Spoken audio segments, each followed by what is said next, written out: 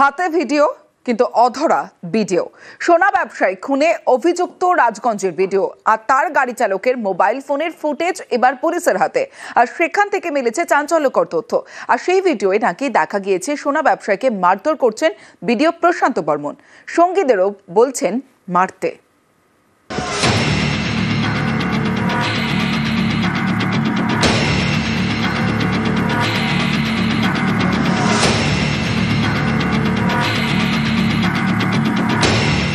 স্বপন কামিল্লা, সল্টলেকের দত্তাবাদে সোনার দোকান। গত 30 অক্টোবর নিউ টাউনের যাত্রাগাছি থেকে তার ক্ষতবিক্ষত দেহ উদ্ধার হয়। জলপাইগুড়ির রাজগঞ্জের ভিডিও প্রশান্ত বর্মনের বিরুদ্ধে খুনের অভিযোগ দায়ের করে নিহতের পরিবার, যার ভিত্তিতে এফআইআর হয়। এই ঘটনায় আগেই ভিডিওর গাড়ি চালক রাজু ঢালিকে গ্রেপ্তার করেছে পুলিশ। জানা গেছে তার মোবাইল ফোন থেকে মিলেছে চাঞ্চল্যকর ফুটেজ। তাতে নাকি দেখা যাচ্ছে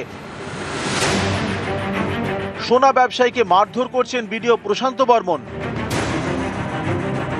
মারধর করছেন আরো বেশ কয়েকজন। মারতে মারতে ক্লান্ত হয়ে পড়েন প্রশান্ত বর্মন। তখন বাকিদের নির্দেশ দেন মারধর চালিয়ে যেতে। বলেন মারা গেলে তিনি বুঝে নেবেন।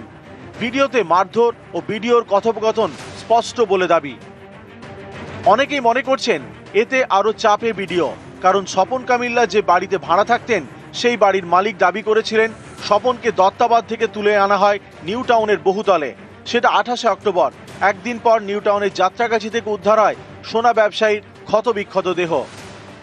আমাকে ওই ব্রিজ মেগাসিটি ব্রিজ পার হয়ে এই রাস্তা দিয়ে নিয়ে এসেছে।